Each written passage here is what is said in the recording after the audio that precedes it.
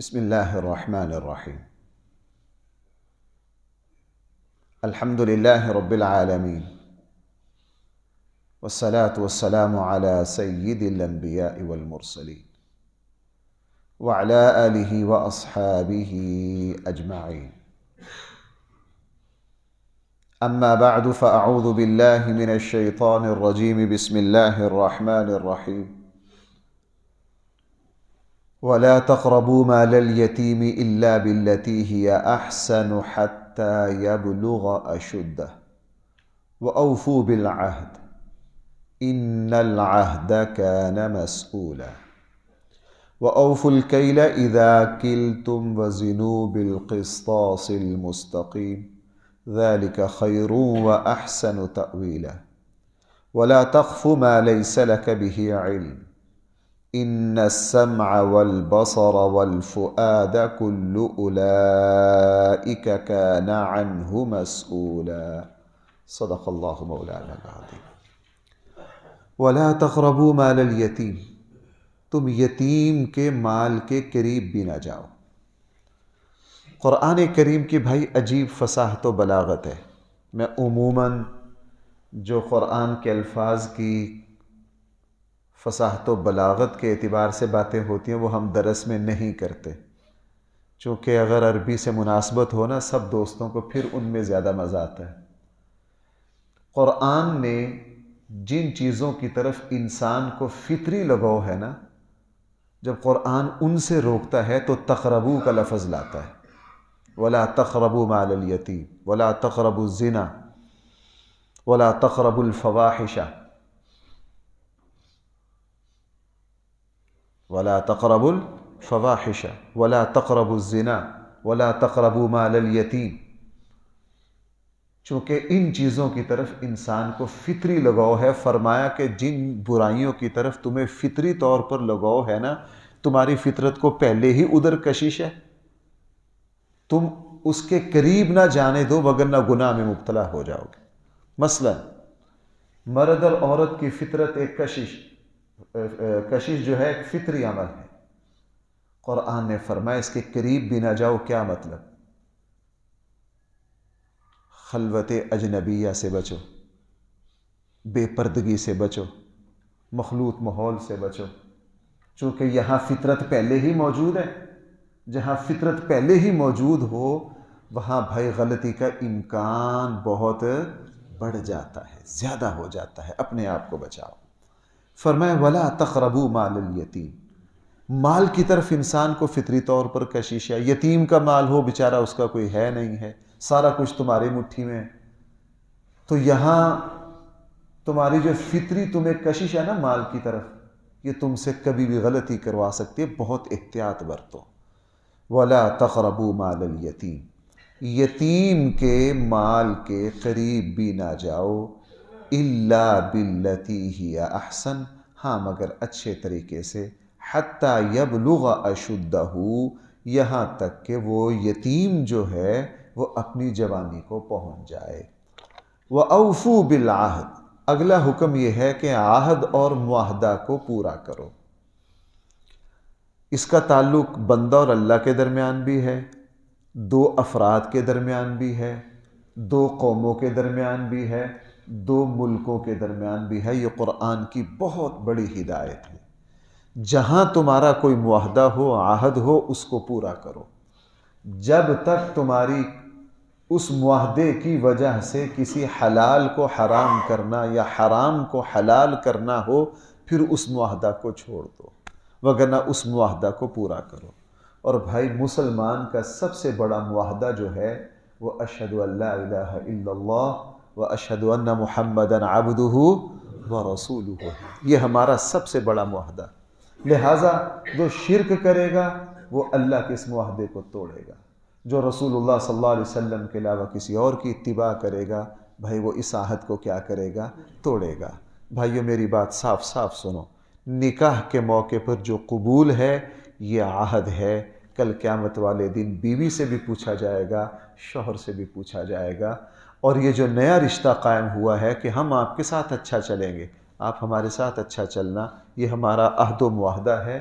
کل قیامت والے دن داماد سے بھی پوچھا جائے گا کہ اپنے سسرال کو کتنے نخرے دکھائے ہیں، اور سسرال سے بھی پوچھا جائے گا، اور بہو سے بھی پوچھا جائے گا کہ تم نے اپنے ان کے ساتھ اس عہد کو کتنا نبھایا ہے۔ یہ میں ڈرتا ہوں بھائی اس بات سے، میں آپ کو صحیح بخاری کی وہ حدیث بہت سناتا ہوں۔ رسول اللہ صلی اللہ علیہ وسلم نے فرمایا 3 شخص ایسے ہیں کل قیامت والے دن ان کے خلاف مدعی اللہ ہوں گے۔ کون ہوں گے؟ میرا ایک آنکھوں دیکھا واقعہ ہے، آپ کو سنا دوں۔ لاہور کے ایک مشہور ہوٹل ہے تباک، پتہ نہیں اب ہے کہ نہیں، یہ واقعہ پرانا ہے۔ ہمارے سامنے سپریم کورٹ کے ایک جسٹس تھے، وہ فقیروں کی طرح رہتے تھے، پتہ نہیں چلتا تھا، پروٹوکول کو پسند نہیں کرتے تھے، پرانی بات، اب تو وہ فوت ہو گئے، ہم اس وقت چھوٹے چھوٹے تھے۔ وہ وہاں کسی کام سے آیا، ڈرائیور ساتھ تھا، سپریم کورٹ کے جسٹس تھے اس وقت بھی۔ وہ ڈرائیور سے گاڑی لگانے میں کچھ غلطی ہو گئی، تو ان کے جو مالک تھے، ان کے جو لڑکے تھے، انہوں نے 2 تھپڑ ڈرائیور کو بھی لگا دیے اور جج کو بھی 2 دھکے مار دیے۔ اب ان کو پتہ نہیں ہے کون ہے۔ اچھا، جبکہ تو وہ جو جج تھے وہ عالم دین بھی تھے، انہوں نے ان سے معذرت کی، بھائی میرے ڈرائیور سے غلطی ہو گئی ہے، میں بھی اس کو ٹوک رہا ہوں، آپ کی مہربانی۔ لیکن وہ چونکہ پیسے کا نشہ ہوتا ہے، جب نہیں کیا تو جج نے جیب سے وہ نکالا، وائرلیس ہوئی تو 2 منٹ میں، ظاہر ہے سپریم کورٹ کے جسٹس ہے، اب سارے لاہور کی انتظامیہ 2 منٹ میں وہاں۔ اب مصیبت پڑ گئی، کیوں؟ زیادتی کس کے ساتھ کی ہے؟ حاضر سربست سپریم کورٹ کے جسٹس کے ساتھ، اس نظام میں وہ۔ اب میں جب بھی یہ حدیث میرے سامنے آتی ہے نا، مجھے پتہ ہے کہ وہاں اس ہوٹل کے مالکان نے ان کے پاؤں پکڑ کے کس طرح معافی مانگی کہ یہاں سے تو جان ہی نہیں چھوٹنی۔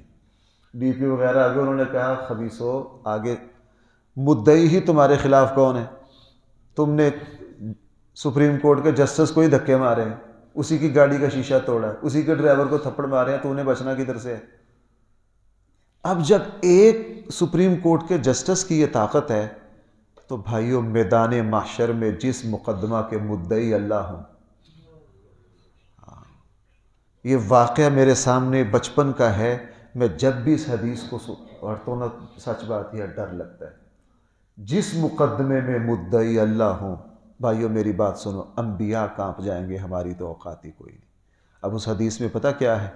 جس مسلمان نے اللہ کا نام لے کر کوئی چیز حلال کی، اللہ کا نام لے کر کسی سے کوئی معاہدہ کیا، ہم تو چھوٹی چھوٹی بات، قسمیں قرآن دی، 1 منٹ میں بھائی اللہ کو لاتے ہیں کہ نہیں درمیان میں، بعد میں اس کی کوئی پرواہ نہیں کرتے، اللہ تعالیٰ وہاں خود مدعی بنیں گے، تم نے یہ راہ میرا نام لے کر کھولا، جس وقت تمہارا نکاح ہوا تھا میرے نام کا پورا خطبہ پڑھا گیا تھا، ایجاب و قبول تم نے میرے نام سے کیا، اشہد ان لا الہ الا اللہ، تمہارا معاہدہ میرے، ہمارے 10 معاہدے بھائی کس کے نام سے ہوتے ہیں؟ اللہ کے۔ اللہ پوچھیں گے میرے نام کی وہاں لاج کیا رکھی ہے؟ اس لیے فرمایا وَأَوْفُوا بِالْعَهْدِ، عہد کو پورا کرو، جہاں معاہدہ ہو جائے اس کو نبھاؤ، اس کی پاسداری کرو۔ کیوں؟ ان العہد کان مسئولا، یہ جو تم عہد و معاہدہ کرتے ہو نا، اس کے بارے میں تم سے پوچھا جائے گا۔ میں بار بار عرض کر رہا ہوں، یہ بندہ اور اللہ کے درمیان بھی ہے، 2 افراد کے درمیان بھی ہے، 2 قوموں کے درمیان بھی ہے، 2 ملکوں کے درمیان میں بھی ہے۔ یہ چھوٹی سطح سے لے کر بڑی سطح تک جہاں عہد معاہدہ ہو گیا اس کو نہیں۔ ہاں شریعت میں کچھ عذر بھی ہیں، اس کی تفصیل میں نے کئی مرتبہ بیان بھی کی ہے، اگر وہاں کوئی عذر پایا جائے پھر عہد و معاہدہ کو توڑنے کی گنجائش ہے۔ رسول اللہ صلی اللہ علیہ وسلم نے فرمایا جب تمہارا کسی قوم کے ساتھ معاہدہ ہو، جنگ بندی کا ہو، اور تمہیں اس معاہدے کی وجہ سے نقصان ہو رہا ہو تو ان کو پیشگی اطلاع کر کے معاہدہ کو کیا کر لو؟ ختم کر لو۔ آپ حضرات کو پتہ ہے صلح حدیبیہ پر رسول اللہ صلی اللہ علیہ وسلم نے جب مکہ والوں سے معاہدہ کیا تو بھائی یہ معاہدہ بعد میں کس نے توڑا؟ مکہ والوں نے۔ خلاف ورزی کس نے کی؟ رسول اللہ صلی اللہ علیہ وسلم نے تو اس کی حد درجہ اس کی حفاظت کی، مکہ والوں نے۔ آگے فرمایا وَأَوْفُوا الْكَيْلَ، جب تم کسی چیز کی پیمائش کرو تو پوری طرح کرو۔ اِذَا قِلْتُمْ، پیمانے سے جب کوئی چیز کی پیمائش کرو، اوفو، اس کو بھی پورا کرو۔ وَزِنُوا بِالْقِسْطَاسِ الْمُسْتَقِيمِ، جب تم وزن کرو تو انصاف کے ساتھ، پورے ترازو کے ساتھ کرو۔ چونکہ یہ عمل ایسا ہے، اس کی وجہ سے اللہ نے پہلی قوموں کو تباہ و برباد کیا ہے۔ ہاں، ان کی بربادی اور شکل میں ہوئی ہے، ہماری بربادی اور شکل میں ہوگی۔ ہماری بربادی یہ ہوگی کہ اللہ تعالیٰ رزق کی برکتیں اٹھا لے گا، جیسے ہمارے یہاں سے اٹھی ہوئی ہیں۔ جیسے ہمارے یہاں سے رسول اللہ صلی اللہ علیہ وسلم بازار تشریف لائے، آپ نے تاجروں کو خطاب کر کے فرمایا، اے لوگو، تم جو کچھ کر رہے ہو اس میں کوتاہی کی وجہ سے پہلی قوموں پر اللہ کا عذاب آیا۔ بھئی قوم شعیب اللہ نے ساری کی ساری مٹا دی کہ نہیں؟ ساری کی ساری مٹا دی۔ اس قوم میں کیا، میرا جب بھی تاجروں میں، مارکیٹ کے لوگوں میں بیان ہوتا ہے، میں زیادہ انہی باتوں کو بیان کرتا ہوں ان کی ضرورت سمجھ کر۔ ہمارے یہاں بہت بے ایمانی ہے، ہمارے یہاں کوئی چیز بھی سیدھی نہیں ہے۔ اس کا نقصان کیا ہے؟ اللہ تعالیٰ نے برکتیں اٹھا لی۔ اللہ تعالیٰ نے کیا اٹھا لی ہیں؟ قانون۔ ہم کوئی اللہ کے زیادہ سگے ہیں کہ اللہ ہمیں کوئی چلو میں تمہیں کچھ نہیں کہتا، قوم شعیب کو میں نے پلٹ دیا، تم جاؤ موج کرو؟ نہیں، اللہ تعالیٰ کی پکڑ کی شکلیں بدل جاتی۔ ان کو یکدم ختم کر دیا، ہمیں کہا جناب اگر تم اس طرح کرو گے تو اب میرا پچھلے جمعے میں نے ایک شیلر کا افتتاح پر بیان کرنا تھا، وہاں میں گیا تو بعد میں جب کھانا کھانے لگے تو وہ سارے جو شیلروں کے مالکان تھے وہ میرے ساتھ بیٹھے تھے۔ اب وہاں گفتگو شروع ہوئی کہ شیلروں میں چاولوں کی ملاوٹ کیا کیا ہوتی۔ تو میں نے پوری گفتگو سن کے نا، میرے ایک عزیز ہیں تھوڑا سا وہ زبان کے کھلے ہیں، تبصرہ بڑا زبردست کرتے ہیں۔ ایک دن مجھے گاڑی میں کہہ رہے تھے، یار تسی مولویاں نے جی کھپ پائی ہے شیطان تو کب سے اوپر چلا گیا، اور وہ اللہ سے جا کے شکوہ کر رہا ہے، یا اللہ اگر تو نے یہ میرے باپ پیدا کرنے تھے پھر مجھے کیوں اپنی بارگاہ سے نکالا۔ یہ بھی میں تھوڑے سے مہذب الفاظ کہہ رہا ہوں، وہ اس سے بھی کھلے کہتے ہیں شیطان تو کب سے معافی مانگ گیا، وہ کہتا ہے میرے استاد جانتے نہیں یا اللہ تو۔ اب وہاں وہ بتا رہے تھے کہ چاولوں کی ملاوٹ کس کس طرح ہوتی۔ انہوں نے بتایا یہ 13-14 طریقے سے چاولوں میں بے ایمانی ہوتی۔ اسی وجہ سے بین الاقوامی سطح پر پاکستان کا چاول نہیں جاتا۔ بین الاقوامی سطح پر میرے اور آپ کے لیے ڈوب کے مرنے کا مقام ہے۔ بین الاقوامی سطح پر جو چاول جاتا ہے پاکستان کا چاول، وہ انڈیا یا بنگلہ دیش کی مہر سے جاتا ہے۔ ہمارے یہاں بے ایمانی، ہر چیز میں بے ایمانی ہے، کوئی کام سیدھا نہیں۔ اس کا نقصان کیا ہے؟ اس کا نقصان یہ کہ اللہ تعالیٰ نے بھائی برکتیں اٹھا لی ہیں۔ ہمارے یہاں دودھ کی صورتحال دیکھ لو، ہمارے یہاں گوشت، کسی چیز کی بھی صورتحال دیکھ لو۔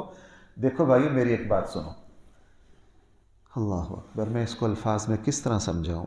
جس لین کی عبادت ہوگی، تقویٰ ہوگا، صرف اسی لین کی برکتیں آئیں گی۔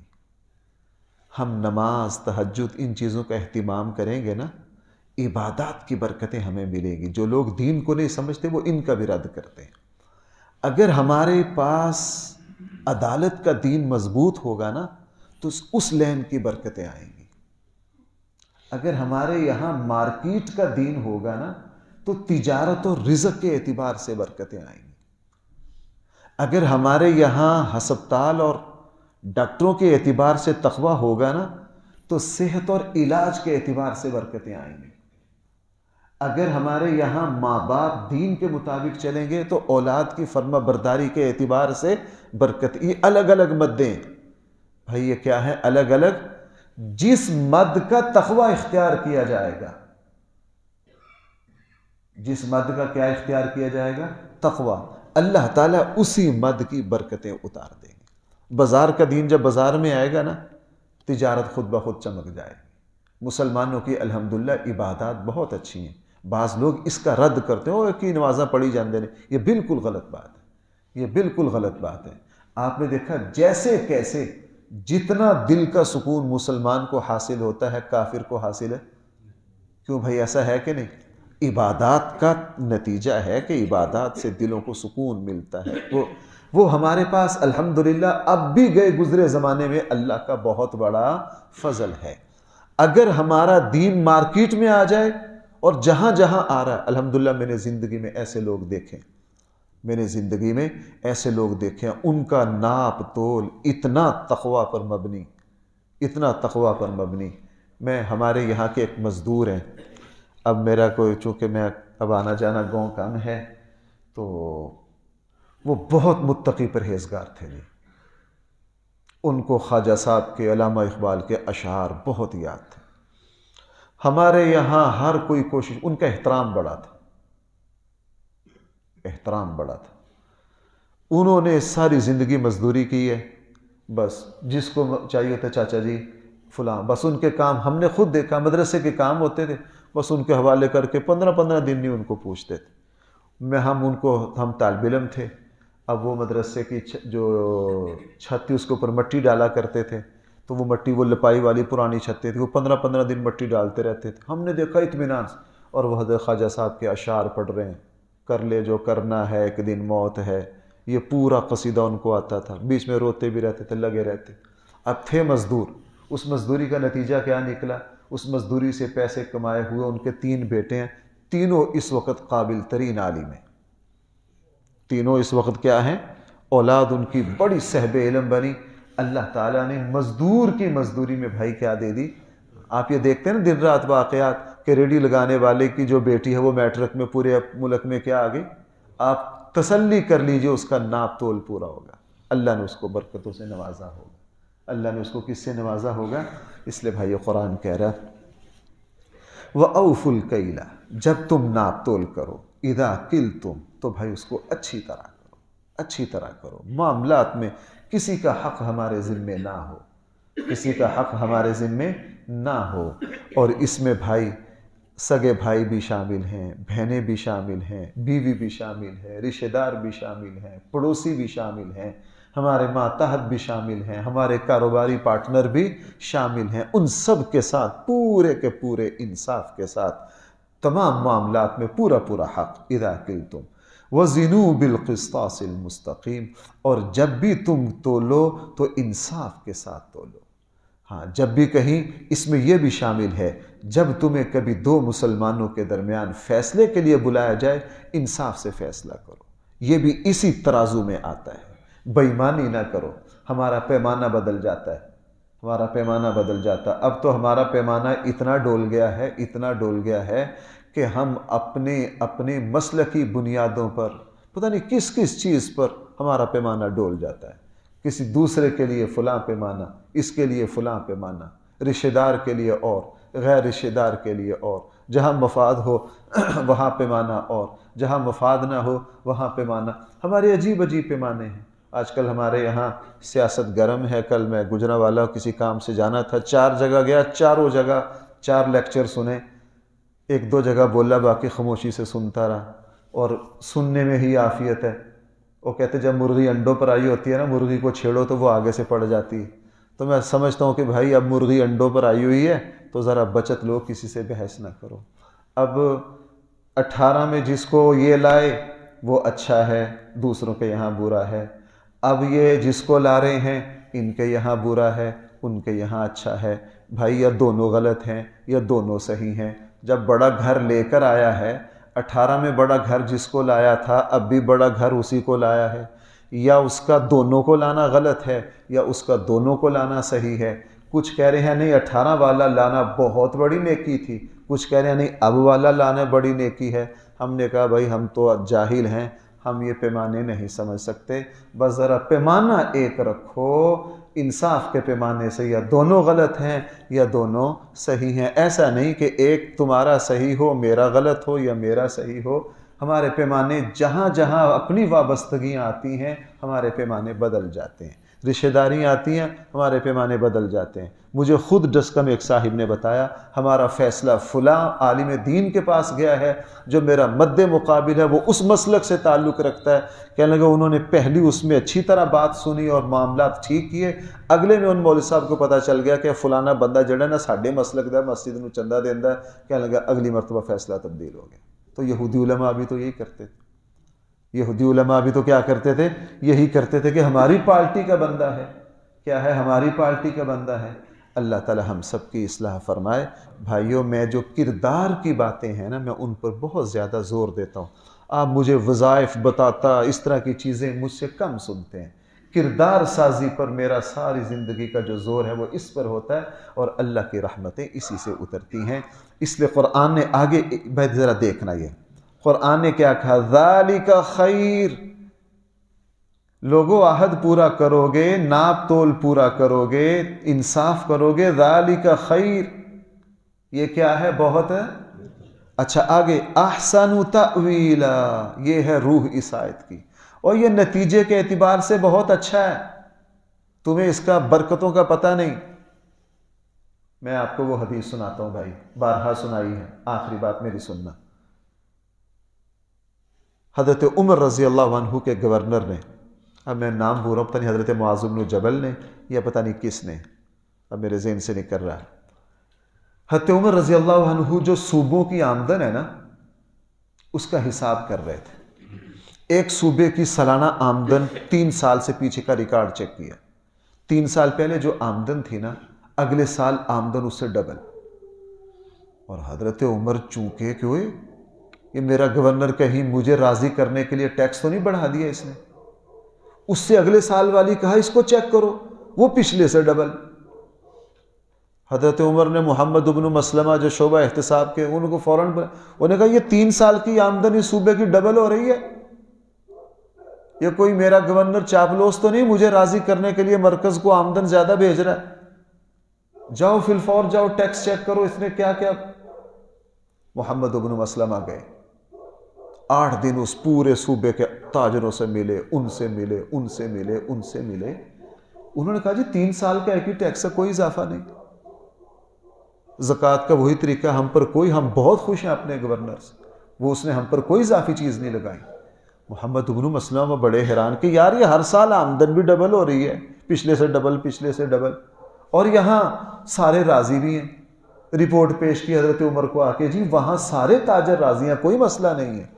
حضرت عمر کو جب یہ عقدہ حل نہ ہوا، حضرت عمر نے پھر گورنر کو خط لکھا، بندہ خدا ہر سال تیرے صوبے کی آمدن ڈبل ہو رہی ہے، تم اتنی آمدن کہاں سے اکٹھی کر رہے ہو؟ اس نے آگے سے جواب لکھا، وہ جواب سننے والا ہے۔ اس نے کہا امیر المومنین، مدینہ میں بیٹھا ایک شخص انصاف کر رہا ہے، اس کے انصاف کی برکتیں یہاں برس رہی ہیں۔ میرے پاس اس کے علاوہ اور کوئی جواب نہیں، میں نے کوئی چیز اضافی نہیں لگائی۔ مدینے میں بیٹھا ایک شخص کیا کر رہا ہے؟ انصاف کر رہا ہے، اس کی انصاف کی برکتیں آسمان سے ہمارے صوبوں پر برس رہی ہیں۔ اب آپ جانے، آپ کا اللہ جانے، اللہ سے اپنے حسابات کر لیے، ہمارا کوئی قصور نہیں ہے۔ انصاف سے جب کام لیا جائے گا بھائیو، میں اس پر قسم کھاتا ہوں اللہ نسلوں میں برکتیں منتقل کریں گے۔ اللہ نسلوں میں جہاں بے انصافی، ظلم اور بےایمانی کی جائے گی، اللہ نسلوں کو بانجھ کر دیتے ہیں۔ اللہ تعالیٰ نسلوں کو کیا کر دیتے ہیں؟ بانجھ۔ اپنے آپ کو ظلم سے بچائیے، انصاف پر رہیے۔ وَأَحْسَنُ تَأْوِيلًا، یہ انصاف کا نتیجہ بہت ہی احسن۔ بھائی قرآن کے کیا الفاظ ہیں؟ احسن۔ یہاں بڑے الفاظ آ سکتے تھے، احسن، اس کا نتیجہ بہت اعلیٰ ہے۔ جب تمہارے انصاف کا نتیجہ تمہارے سامنے آئے گا نا، اللہ تمہارے کلیجے کو ٹھنڈا کر دیں گے۔ اللہ تعالی ہم سب کو صحیح فہم عطا فرمائے۔ الحمدللہ رب العالمین، والصلاة والسلام علی سید الانبیاء والمرسلین وعلی آلہ واصحابہ اجمعین۔ ربنا آتنا فی الدنیا حسنہ وفی الآخرۃ حسنہ وقنا عذاب النار۔ صلی اللہ تعالی علی خیر خلقہ سیدنا و مولانا محمد وآلہ واصحابہ اجمعین برحمتہ۔